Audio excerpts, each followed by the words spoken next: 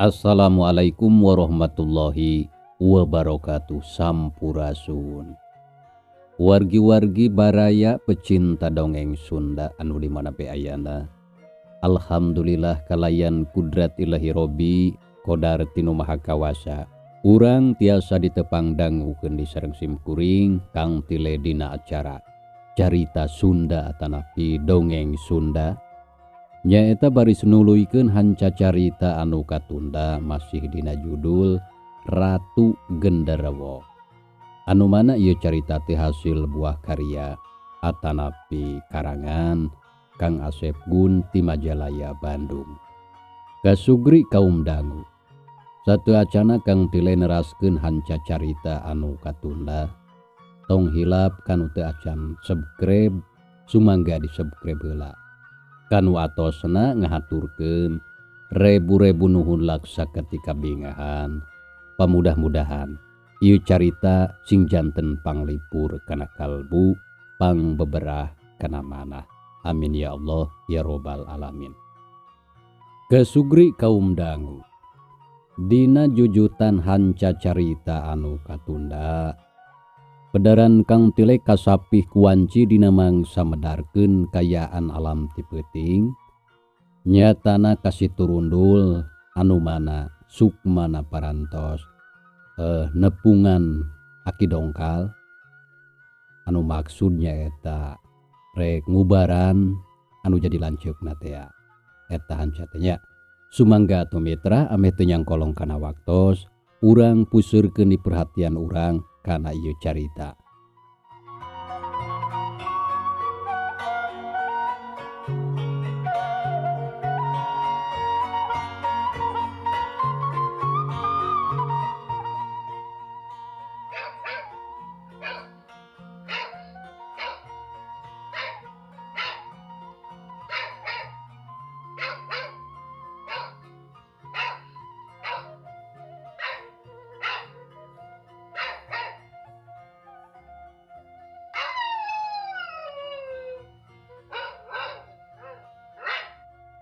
Kasugri kaum dangu. Wanci peuting keur mahejeuna sepi jempling. Panggeusi lembur kabeh geus pada nyorang impianana sewang-sewang. Ukur reangna sora jangkrik jeung gaang bapaisan simpena alam peuting. Dina kayaan kitu. Si turundul anu keur sila di jero kamar katempo lalaunan ngabentakeun panonna. Terus atuh gigisik bari ngalempengkeun kadua sukuna anu karasa cangkeul tur sing sireumeun. Kawan tu balas kulila teuing diukna. Lamun nyatana lanceuk aing angger keneh kasakit dina beungeutna kitu wae. Artina si boronjol geus ngabohongan ka aing. Tapi ketang rarasaan mah moal daekeun ngabohong. Pokona ceuk kitu ceuk kieuna kumaha isuk we. Dapiraku ayeuna aing kudu totorojog asup ka kamarna mah. Kitu galecokna anu aya dina sajeroning hate si turundul. Antukna ngong kadenge ti masigit sora anu azan. Si turundul gesat-gesut ka cai rek bebersih pikeun ngalaksanakeun salat subuh. Sabadareng sesolat kadenge ti luareun kamar aya anu ngomong ditujukeun ka manehna. "Jang, Ujang, geus beres salatna Jang?" "Atos Kang, aya naon kitu?" jawab si turundul bari mukakeun reregan kamar. Breh katempo lanceukna keur nangtung hareupeunana. "Alhamdulillah Jang, lanceuk Ujang teh geus cager ayeuna mah. Awakna geus teu bau hanyir, anu barentul dina beungeutna oge ngadadak jadi leungit. Lita deui taya tapak-tapakna acan. Hayu gerak, itu keur di patengahan keur diuk. Kang Damin menihari weus-weus ngerasa bunga mitra. Ulantaran pamajikanana geus cager sarata pulih sabihara-sabihari deui. Barang sorog teh bener wae. Lanceukna ayeuna mah beungeutna geus teu carenang jeung teu ngaluarkeun deui hanyir tina sakujur awakna. Si Turundul jeung Kang Damin gugik dariuk dina amparan samak pahareup-hareup jeung Nyi Yaya. Kumaha geus teu karasa aratul atawa paranas teu ya ayeuna mah ce? Tanya si Turundul neuteup seukeut kana beungeut lanceukna nu geus selita balik deui ka sasari.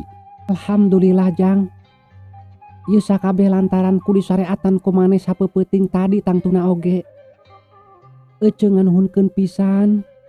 Sabab lamun teu diubaran ku maneh mah buarek nepi ka iraha ka sakit kuris dina beungeut ece bakal cageurna.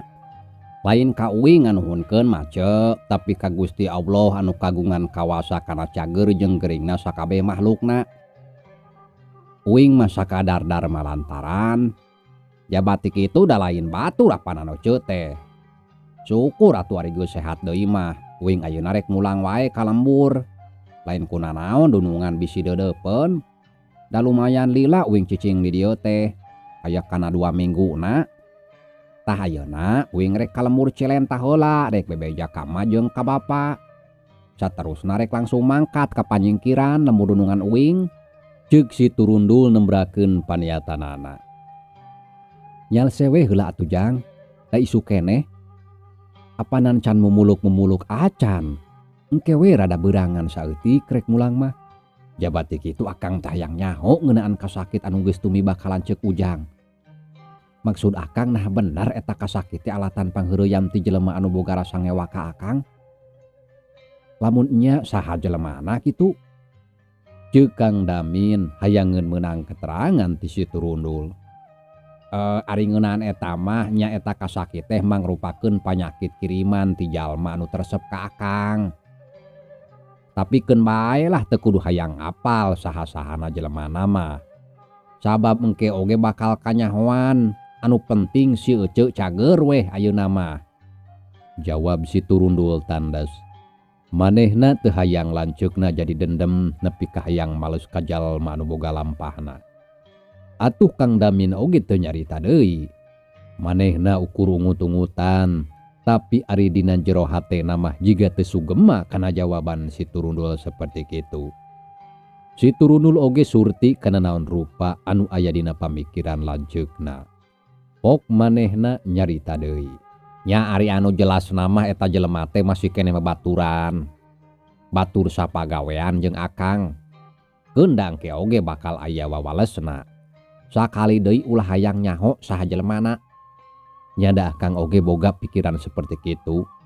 Tapi nya bener, keun bae lah anu penting mah lanceuk ujang ayeuna geus cager we.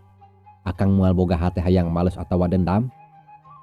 Ceuk Kang Damin antukna manehna oge sadar teu hayang kapapanjangan. Kasugri kaum dangu. Gancangna carita wanci haneut moyan. Si Turundul amitan kadua lanceukna. Geus amitan mah jerut weh manehna turun ti mah ngajugjug ka jalan gede anu berasna ka jalan raya nu ngahubungkeun antara lembur Ranca Panjang. Nyaeta lembur lanceukna ka lembur Cilenta. Teu kacatur lilana di jalan. Kira wanci pecat sawed. Manehna geus nepi ka imahna. Sanggeus cacarita jeung nerangkeun ngeunaan lanceukna nu ayeuna geus cager sacara sasari deui. Terus we harita keneh si Turundul bebeja ka indung bapana. Yen manehna rek langsung indit ka lembur dununganana. Basana teh sok sieun aya naon-naon anu tumiba ka kulawarga dununganana cenah. Kasugri kaum dangu. Cag lalampahan si Turundul anu aya di setengahing jalan anu ngajugjug ka lembur panyingkiran nyatana lembur dununganana mah urang tunda heula. Ayeuna urang kocapkeun deui kayaan Nyi Sumarni. Pisaprak manehna mulang ti lembur aki dengkul tug nepi ka danget harita teh lilana geus aya kana 2 mingguna leuwih. Bener wae mitra, Dina jero 2 minggu eta kamanehna geus 2 kali aya anu datang. Nyatana utusanana Ratu Centring Keling anu katelah Ki Barong tea. Nyaeta nganterkeun duit hasil nyokotan ti warga pangeusi lembur, khususna lembur panyingkiran jeung ti lembur-lembur anu sejena. Lumayan mocekil bebeunanganana teh karek 2 kali ngirim oge geus kawilang loba tur gede jumlahna teh. Moal kurang ari kana 10 yuta mah. Atuh teu kagambar kumaha bungah jeung sugmana hate Nyi Sumarni dina danget harita. Caturkeun dina hiji peuting, Nyi Sumarni jeung si Karnaen keur dariuk dina koresi anyarna. Koresi anu karek 2 poe meunang meuli ti kota. Salian ti koresi barang-barang anu sejena ge lumayan geus pertek di jero imahna teh. Aya lomari, gupet, rak TV jeung TV-na. TV anu dirakan tea geuning zaman harita mah mitra. Sanajan kasebut TV hitam putih tapi da teu loba anu kabedag pikeun meulina. Ukur juragan Marna jeung palurah di lembur panyingkiran mah nu bogaeun teh katambah ku manehna meureun ayeuna mah. Jadi ukur tiluan anu kabedag TV seperti kitu di lembur panyingkiran teh. Munti baheula lamanya aki dongkal ngabejaanana beureun ayeuna urang geus beunghar. Geus lubak libuk ku harta. Cacakan karek 2 minggu oge meuni jug beunang kana 10 juta na. Bener gampang geuning ngaladun ya teh ari dibantuan ku siluman mah. Perkara keur wadal mah gampang. Coba dalilah keneh deui ka sataun deui teh. Ceuk Nyi Sumarni bangun anu guligah naker nyaritana teh. Estu teu inget kana dosa. Anu penting cita-citana kalaksanakeun tur tinekanan. Nya kitu pisan anu kapikiran ku Akang ge Nyi. Lamun ti heula keneh mah aki dongkal ngabejaana. Meureun ayeuna teh harta bandana si Marna geus ludes dicokotan ku Ki Barong. Tapi keun bae da ayeuna ge can telat-telat teuing. Lain geus ludes deui, geus diparabkeun duanana oge jadi wadal keur Gusti Ratu meureun mun ti baheula keneh mah urang teh muhitna. Ari bujangna si Marna anu ngaran si Turundul teh asa tara nempo ayeuna mah Kang. Ka mana nya? Mantong heula kitu ka lemburna. Nyi Marni mengkolkeun obrolanana jadi nanyakeun si Turundul ka salakina. Ari nurutkeun beja ceuk si Karju mah cenah. Masa 2 minggu ka tukang aya nu nyusulan, lelaki kolot. Jigana mah bapana meureun. 2 minggu ka tukang mah atuh bareng jeung urang nalika tas nepungan ti tempatna aki dengkul. Pan heueuh ceuk si Karjum ge. Urang daratang cenah ti lemburna aki dengkul. Si Turundul arindi ti Mas Marna jeung jalma nu nyusulana. Nya bapana pastina oge. Tapi ari ngadenge ti si Dasli mah basa tadi sore geus datang deui cenah si Turundul teh ka Mas Marna. Sabodo teuing bari nage. Rek aya mangkluk Turundul rek eueuh ge teu jadi soal. Lieur-lieur teuing mah urang sebakeun ayeuna-ayeuna we ka Gusti Ratu. Keun bae can ninggang kana waktuna oge. Apanan sataun sakali kuduna mah seba wadalna ka Gusti Ratu teh. Tah bener gitu Nyi. Ade pisan ide teh. Atoheun we pastina oge Nyi Ratu mah dipasrahan wadal ayeuna-ayeuna mah. Tempas si Karnaen panujuan pisan kana paniatan pamajikanana. Nya tapi engke we mun Ki Barong datang urang caritakeun ku kuring. Meueuh deui anu ngahalangan kana pamaksudan urang ari mangkluk Turundul geus modar mah. Urang leuwih 2 poe deui Ki Barong pasti datangna. Da unggal-unggal oge apanan sok malam Jumaah. Malam pageto malam Jumaah teh nya. Ceuk Nyi Sumarni meuni geus yakin naker kana naon rupa kahayang jeung pamaksudanana baris tinekanan. Panyangkana sagampang kitu meureun ngawadalkeun jelema teh. Teu nyahoeun yen Ki Barong jeung Centring Keling nyasatna teu mampu ngayonan kana elmu pangaweruhna si Turundul. Apanan kungsi diburak bari karajaanana oge ku si Turundul teh dina mangsa 11 taun anu geus kalarung.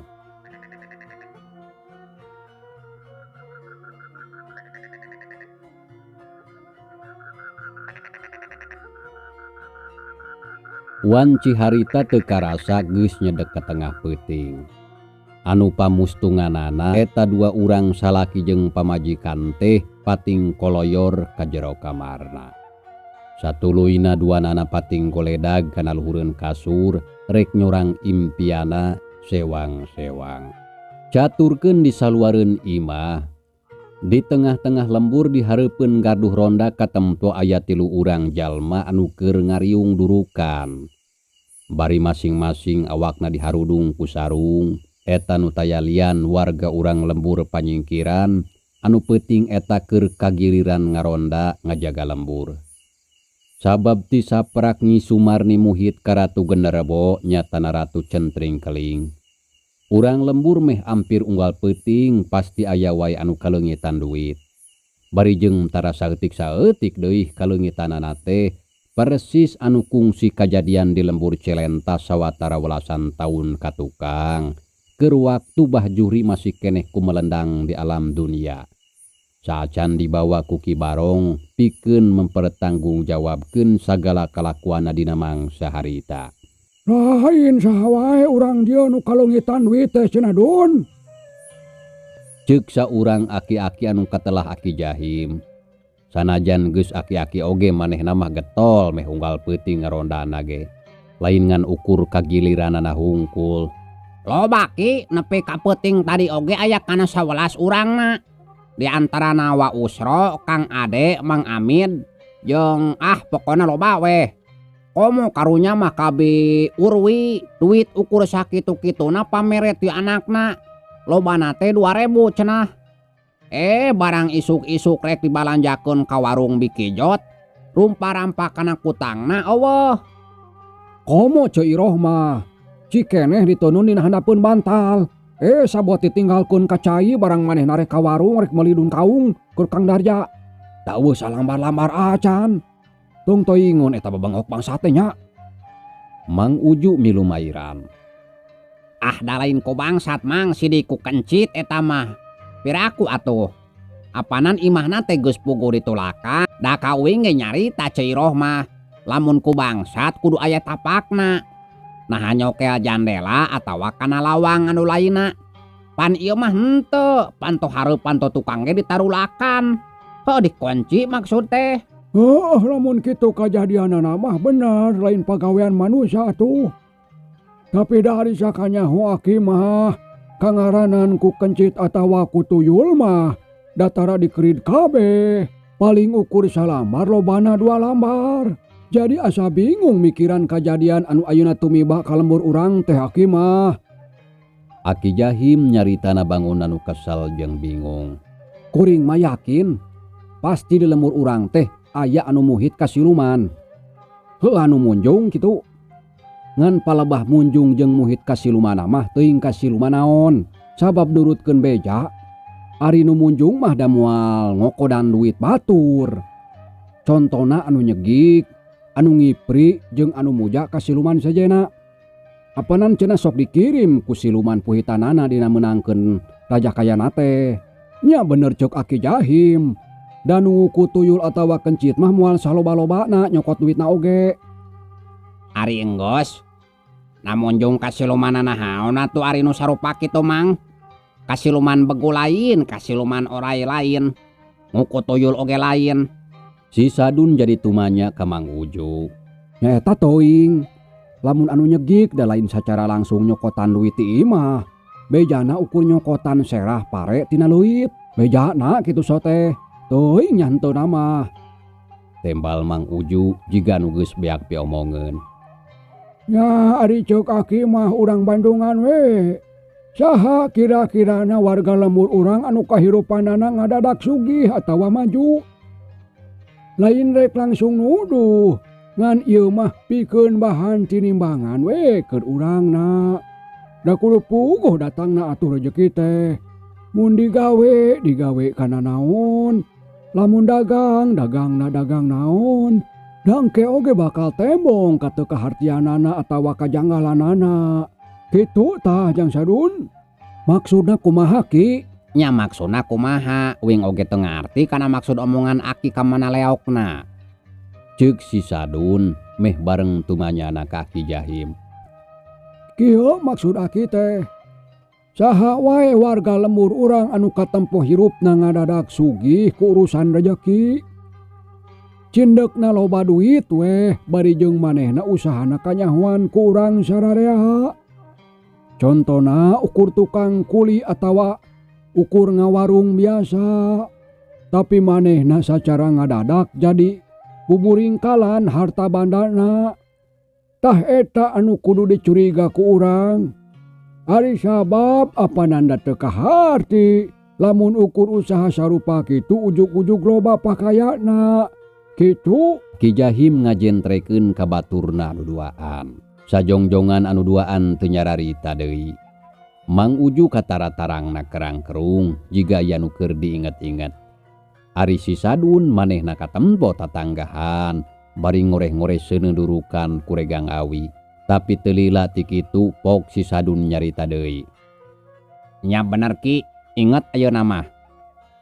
inget naon inget teh Sadun. Juk inget we sok teruskeun.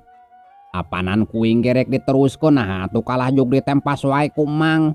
Tembal si Sadun rada medeleng ka Mang Uju. Sok naon atuh. Mang nyaho teu ka Cumarni pamajikanna si Karnaen anu tukang ngadu. Make jeung nanyakeun sagala. Nyanyaho jeung wau atuh apanan kata tangga. Si Karnaen teh salakina si Sumarni. Ari si Sumarni nanya eta lancukna juragan Marna. Ngan sakanyaho kuring sanajan jeung dulur oge teu hade si Sumarni mah. Saruana jeung si Karnaena. Heuh maranehna duaan salaki jeung pamajikan teh teu arakur jeung juragan Marna anu jadi adina. Kumaha jelas teu? Mang Uju jiga anu ambek kajawabna teh. Atuh da jeung enyana. Piraku deui make jeung teu nyaho atawa teu wau sagala. Kangaranan ka batur salembur. Heuh keun bae sok teruskeun Sadun euy. Aki oge nyaho tur wau. Malah apal kana adatna oge ka jelema eta duaan mah. Jadi teu perlu nanya ka aki wau jeung henteu. Sok tuluykeun rek ngomong naon maneh teh. Basa saminggu ka tukang. Nah, Si Sumarni jeung salakina tas balanja kadayo. Meni angkaribung sagala dibeli. Meuli TV oge TV anu make wadah ku erak teh ya. Anu jiga TV nampa lurah. Jaba meuli kursi jeung lomari. Meuli parabotan imah meuni sagala rupa. Gupet, lomari, pokona mah loba weh. Apanan urang dieu oge sararea geus pada apal. Naon gawe nasi Karnaen. Ukur jelema tukang ludah gledik tukang main. Pamajikanana sarua. Da pugu unggal poe ge aya wae di imah. Tara ka mamana. Keur waktu usum loba kulianeun ge iraha teuing manehna mah daek ilu biung kawas batur. Apanan tara daek. Pedah eta meureun ngarasa jadi dulurna juragan Marna. Da aya bosenan ajan kasebutna dulurna oge ari kudu hayo-hayohan wae mere mah. Jaba apanan urang sararea oge apal. Sakumaha cuk tadi diterangkeun ku Mang. Nya apanan teu hade maranehna mah ka kulawarga juragan Marna teh. Malah nurutkeun ceuk omongan jelema mah cenah basa juragan warti gering oge alatankeun aku pangheureyan ti manehna. Nya ti si Sumarni Ceuk si Sadun ngedalkeun kacurigaanana. Ulah susah sisi kasaluhureun teh pamali. Ece we ketuh Cumarni. Bisa jadi kitu oge. Da memang nya di mana maranehna boga duit coba seperti kitunya. Dalah nu puguh baroga pacabakan maratu ge hese. Nepikeun kabisa kabedag meuli TV gede jeung barang-barang anu tadi diomongkeun ku si Sadun. Sabarahaun coba moal kurang beureun ari kana 1 tahun mah. Terus kumaha atuh? Ari aki kalah malik nanyakeun ka kuring. Kumaha ieu teh? Apanan aki tadi anu boga pamikiran sarta usulan saperti kitu ge. Tah ayeuna geus aya jelemana anu wajib dicuriga. Terusna kumaha? Kuring anu kudu nanya ka aki mah salaku anu boga ideuna. Hae. Mang Uju jadi ngarasa keheul ka Ki Jahim anu jiga beakeun piomongeun. lieur si aki mah teu paruguh teuing ngomong teh. Sok atuh satuluy narek kumaha pipetaeun urang. Lamun geus nyaho kayaan si Karnaen jeung Ci Sumarni anu mata kondang picurigaun jika kitu. Ke anan atunya sewe atudun manguju. Akirek mikir heula. Kumaha hadena sangkan caina benang laukna herang. Jeung salah deui aki. Lain caina benang laukna herang tibalik. Kuduna sangkan caina herang laukna benang gitu. Aeho. Hampura atuh malum geus kolot tuda aki mah. Nya kitu maksud aki ge. Kulantaran ayeuna mah wanci geus nyendek ka janari. Mending urang moboy sampe we heula mempeng dudukanana ruhai keneh. Isukan deui we nyawalakeun urusan si Kadaen jeung keur pipeutaeun urang pikeun ka hareupna mah. Urang bari sakalian laporan ka Pak RT. Meh aki aya nu mantuan mikir. Ayeuna mah akina kaburu perih beuteng. Ceuk Aki Jahim di barung jeung ngaheheh nyarita kituna teh. Anu pamustunganana mitra, obrolan teh bisa disebutkeun jadi ngabuntut bangkong. Sabab manehna acan meunang jalan kumaha carana pikeun bisa ngungkulan kana kayaan anu keur karandapan keluarga urang lembur panyingkiran. Wanci bedug subuh, tiluanana akhirna baralik ka imahna masing-masing.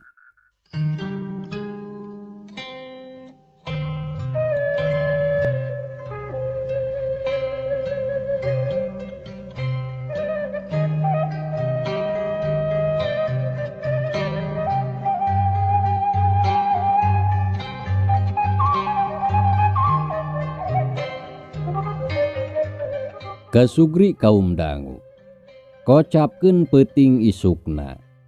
Kirawan Cibada Isa, di imah Pak RT geus loba jelema anu pating garimbung. Di jero pinuh, di buruan oge loba.